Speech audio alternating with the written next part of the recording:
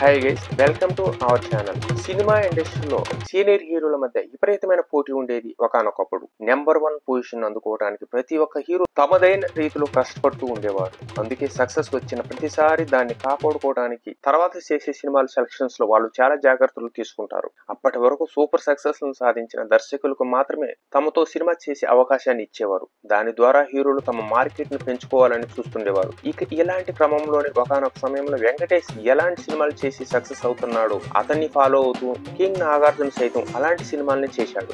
వాటితో సక్సెస్ కూడా సాధించాడు.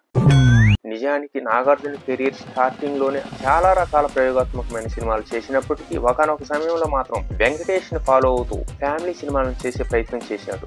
వెంకటేష్ హీరోగా నటించిన ఇంట్లో ఇల్లాలు వంటింట్లో ప్రియురాలు సినిమా 1996లో సూపర్ సక్సెస్ ను సాధించిన విషయం తెలిసిందే.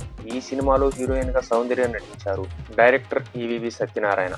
ఈ సినిమాలో కామెడీతో పాటు ఎమోషనల్ సన్నివేశాలు కూడా పెద్దపీట వేశారు డైరెక్టర్. ఈ సినిమా అప్పట్లో సూపర్ సక్సెస్ ను సాధించింది. ఇక అదే డైరెక్టర్ ఈవీవి సత్యనారాయణ దర్శకత్వంలో నాగార్జున సైతం ఆవిడ మా ఆవిడే అనే సినిమా చేశాడు. ఈ సినిమా 1998లో వచ్చి మంచి విజయాన్ని అందుకుంది. ఈ మూవీలో కామెడీతో పాటు సెంటిమెంటల్ సీన్స్ ఉండటంతో మూవీ ప్రేక్షకులను మెప్పించింది. ఇక విక్టరీ వెంకటేష్ 1999వ సంవత్సరంలో ముప్పనేని శివ దర్శకత్వంలో వచ్చిన రాజా అనే సినిమాతో ప్రేక్షకులందరికీ దగ్గరయ్యాడు.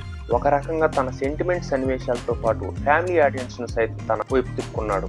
ఇక ఈ సినిమా సూపర్ సక్సెస్ అయిన తర్వాత కింగ్ నాగార్జున సైతం 2000 సంవత్సరంలో నువ్వు వస్తావు అనే సినిమాతో ప్రేక్షకుల ముందుకు వచ్చాడు. ఈ సినిమా సైతం కింగ్ నాగార్జునకు సూపర్ డూపర్ హిట్ అయి మంచి ఇమేజ్ ని తీసుకొచ్చి పెట్టింది. మొత్తానికైతే విక్టరీ వెంకటేష్ ని ఫాలో అయిన కింగ్ నాగార్జున మంచి సక్సెస్ ని సాధించడం విశేషం. Thank you guys. మరో ఇంట్రెస్టింగ్ మూవీతో మీ ముందుకు.